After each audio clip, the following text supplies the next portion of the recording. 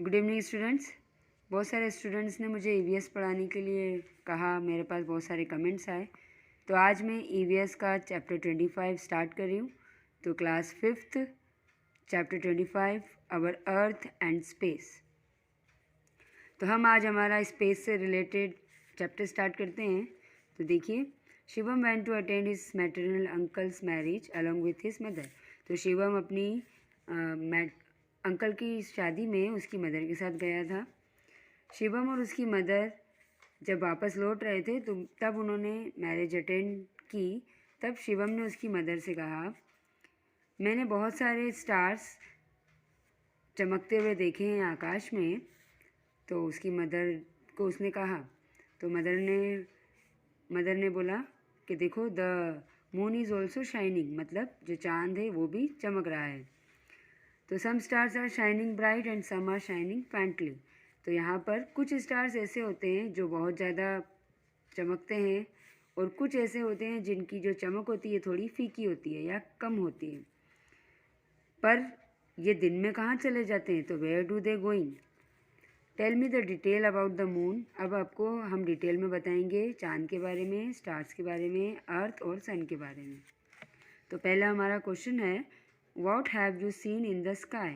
तो स्काई में हमें क्या दिखते हैं? तो many stars. Why cannot be not stare at the sun? इसका मतलब है कि हमें सन की तरफ देखने में क्यों परेशानी आती है?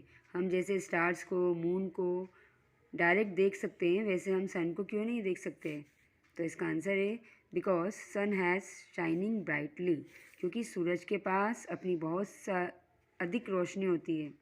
अगर हम उसकी तरफ देखेंगे तो हमारी आंखें बंद हो जाती है, जिस वजह से हम उसको देख नहीं पाते। देखिए यहाँ पर नाइट में जैसा स्काई नज़र आता है।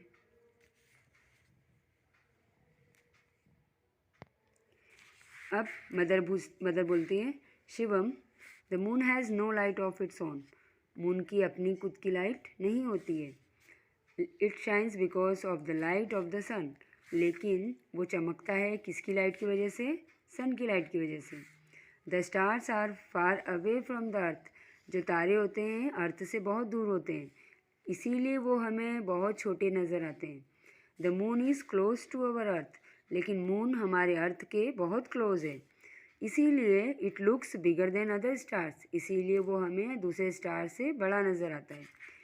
शिवम पूछता है, see mother, one star among the other is shining very brightly. देखिए मम्मी, जो एक तारा है वो दूसरे तारों से बहुत ज़्यादा चमक रहा है, और कुछ तारे हैं जो फिक्स्ड लाइन में हैं। Why it is so? ऐसा क्यों? तो उसकी मदर बोलती है, जो ज़्यादा शाइनिंग स्टार है, जो सबसे ज़्यादा चमक रहा है, उसका नाम है पोल स्टार, और उसको हम ध्रुव तारा भी बोलते हैं।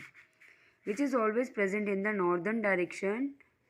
और वो हमेशा किधर मिलता है? नॉर्दर्न डायरेक्शन में। आप उसे नॉर्दर्न डायरेक्शन में देख सकते हैं। The 7 stars forming one group are called Saptarishi या कॉन्स्टलेशन। आपने देखा होगा, जो 7 स्टार्स साथ में एक लाइन में बने रहते हैं उसको सप्तऋषि भी बोलते हैं, और इंग्लिश में constellation. At night the pole star help the travellers in determining the 4 direction. और रात को जब ये पोल स्टार हमारे जो ट्रैवलर्स होते हैं उनको चारों डायरेक्शन के बारे में जानकारी देखिए, ये हमारा सप्तऋषि है, सप्तऋषि कॉन्स्टलेशन। यहाँ पर ये 7 स्टार्स एक डायरेक्शन में रहते हैं, और आप इसको देखेंगे तो आपको एक चम्मच जैसा शेप नज़र आएगा। ठीक है, आगे कुछ क्वेश्चंस हैं। Look at the Saptarishi constellation and draw it pictures. आपको ये सप्तऋषि देखकर इसका पिक्चर बनाना है। नेक्स्ट क्वेश्चन है, which things that we see in the sky are man made. हमें जो जो स्काई में थिंग्स देखने को मिलती है और वो मैन मेड के द्वारा है, मतलब मनुष्यों के द्वारा बनाई हुई है। तो वो कौन कौन सी चीज़ें हैं? तो एक satellites and space craft. What else can you see in the sky? Draw their pictures. तो आप रात को अपने स्काई के अंदर देखिए, और आपको जो जो नज़र आता है वो आपको पिक्चर बनाना है। आगे देखिए, Shivam insist his mother to go to space. Shivam उसकी मदर को बोलता है कि क्या मम्मी हम स्पेस में जा सकते हैं? तो उसकी मदर ने कहा His mother tells him that an space aircraft is used to go into space. उसकी मदर ने कहा हम जा सकते हैं लेकिन हमें स्पेस एयरक्राफ्ट की ज़रूरत पड़ेगी स्पेस में जाने के लिए. Many preparation have to be made before going into space. बहुत सारी प्रिपरेशन करनी पड़ेगी वहाँ जाने से पहले. Many astronauts from India have also gone into space.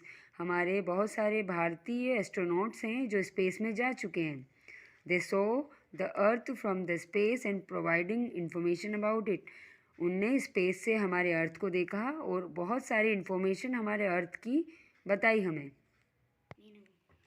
आगे देखिए, lunar distance in the unit of measure in astronomy. तो लूनर डिस्टेंस जो एस्ट्रोनॉमी के अकॉर्डिंग हमारा लूनर डिस्टेंस होता है वो होता है the distance between the moon and the earth. Earth से लेके मून के बीच का डिस्टेंस है 3,84,400 किलोमीटर. अब कुछ क्वेश्चंस हैं. What is difference between an aeroplane and space craft. Aeroplane और स्पेस क्राफ्ट में क्या डिफरेंस है. तो aeroplane can move anywhere in the earth. जो हमारा एरोप्लेन है कहीं पर भी अर्थ की किसी भी जगह पर मूव कर सकता है. बट इन स्पेस क्राफ्ट एक space craft can move only space.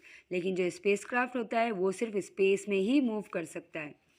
What preparation will you make before going into space. ये क्वेश्चन इंपॉर्टेंट है, ये बोर्ड एग्ज़ाम में आया हुआ है, इसकी आप तैयारी कीजिएगा. तो स्पेस क्राफ्ट स्पेस में जाने से पहले हमें कौन कौन सी प्रिपरेशन करनी है वो देखिए. सबसे पहले a different type of food habit has to be developed. अलग अलग तरीके का फूड खाने की हमें हैबिट डेवलप करनी होगी. Habit of working in A special posture. अलग अलग पोस्चर में जो हम काम करते हैं ऐसी हैबिट हमें डालनी होगी, क्योंकि स्पेस में जाओगे तो वहाँ पर ग्रेविटेशनल फोर्स नहीं होता है तो हमारा पोस्चर चेंज हो सकता है, हम हवा में भी थोड़ा सा उड़ सकते हैं. Habit of living at place where acceleration due to gravity does not exist. हमें उस प्लेस में रहने की आदत डालनी होगी जहाँ पर ग्रेविटी नहीं होती है. Habit of living under high pressure and weightless state. हमें ऐसे जीने की भी आदत डालनी होगी जहाँ पर हाई प्रेशर हो लेकिन हमारा जो वेट बिल्कुल हमें पता ना चले. हम लोग वहाँ पर वेटलेस रहेंगे, हम हल्के रहेंगे जभी तो हवा में उड़ेंगे. आपने देखा होगा स्पेस क्राफ्ट में जो एस्ट्रोनॉट्स होते हैं वो स्पेस क्राफ्ट में उड़ते हैं. उन जैसे हम लोग ज़मीन पर चलते हैं वैसे वहाँ पर वो चल नहीं पाते. ठीक है. उसके बाद नेक्स्ट क्वेश्चन है find out from your library about the astronauts who have gone into space. आपको आपकी लाइब्रेरी में जाना है और ये पता करना है कि कौन कौन से एस्ट्रोनॉट्स हैं जो हमारे इंडिया से स्पेस में गए हैं. उनके नाम मैं आपको बता देती हूँ. Rakesh Sharma, Kalpana Chawla and Sunita Williams. आगे देखते हैं. Rakesh Sharma was the first Indian astronauts to descend on the surface of the moon. Rakesh Sharma हमारा पहला भारतीय था जो मून के ऊपर पहला कदम रखा. Woman astronaut from India include Kalpana Chawla and Sunita Williams.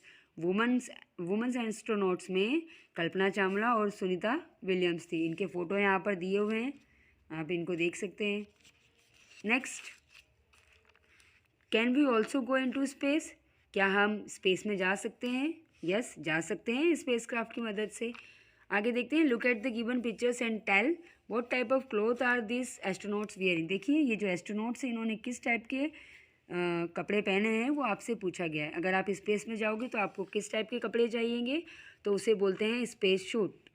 तो आपको स्पेस सूट पहनना पड़ेगा. नेक्स्ट क्वेश्चन है how can we go into space. हम स्पेस में कैसे जा सकते हैं. तो हम स्पेस में या तो रॉकेट के थ्रू या फिर एक स्पेशल स्पेस क्राफ्ट आता है उसके थ्रू आप स्पेस में जा सकते हैं. ये हमको प्रिपरेशन करनी पड़ती है स्पेस में जाने से पहले. और ये क्वेश्चन इंपॉर्टेंट है, लास्ट ईयर भी 2023 की एग्ज़ाम में आपके बोर्ड एग्ज़ाम में आया हुआ है. इसको आप अपनी ऑन लैंग्वेज में लिखने की भी तैयारी कर सकते हो. आप इसको पढ़िए और इसको समझ के अपनी ऑन लैंग्वेज में लिखने की कोशिश कीजिए. आगे देखते हैं. Collect the information about various astronauts and paste their pictures of your notebook. आपको अलग अलग एस्ट्रोनॉट्स की पिक्चर्स कलेक्ट करनी है और आपकी नोटबुक में पेस्ट करनी है.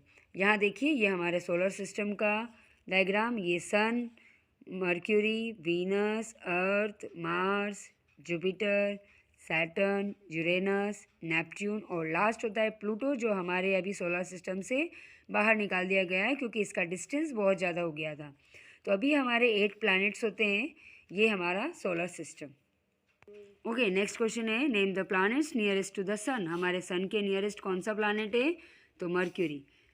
विच planet of the solar system is biggest in size? तो सबसे बड़ा सोलर सिस्टम का साइज़ में जो बड़ा प्लैनेट है उसका नाम क्या है? Jupiter. Name the 8 planets of our solar system. तो हमारे सोलर सिस्टम के 8 प्लैनेट्स के नाम mercury, Venus, Earth, Mars, Jupiter, Saturn, Uranus and Neptune. इस तरीके से हमारे अलग अलग मून के जो फेसेस होते हैं उसके बारे में जानकारी है। जैसे अभी आपने देखा होगा रेगुलर हमारे मून का शेप चेंज होता है, तो changing of faces of the moon वो क्यों होता है? The size of the moon increasing from Ekam to Purnima and it decrease after that the moon becomes invisible on Amavasya. मतलब आपने देखा होगा एकम से लेके पूर्णिमा तक आपका जो मून होता है वो इंक्रीज होता है, और उसके बाद जब अमावस आती है तो वो डिक्रीजिंग ऑर्डर में रहता है। ओके फ्रेंड्स, तो यहाँ पर हमारा चैप्टर कंप्लीट हो गया है। आपको इन क्वेश्चंस के आंसर इसमें से ढूंढने हैं। कुछ मैं आपसे डिक्टेट कर लेती हूँ।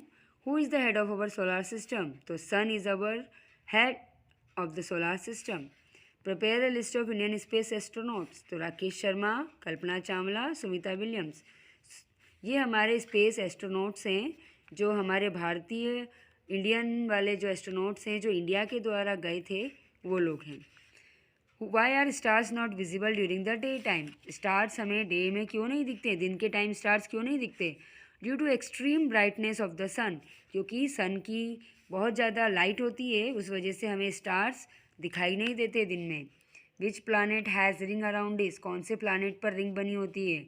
तो सैटर्न एक प्लानट है जिसके ऊपर रिंग होती है। ओके, आप अभी चैप्टर कंप्लीट कीजिए, समझिए, और अगर आपको वीडियोस अच्छा लगा हो, समझ में आया हो, तो मुझे लाइक कीजिए और कमेंट कीजिए ताकि मैं आपके लिए दूसरा चैप्टर लेके आ सकूं। Okay, thank you, good bye.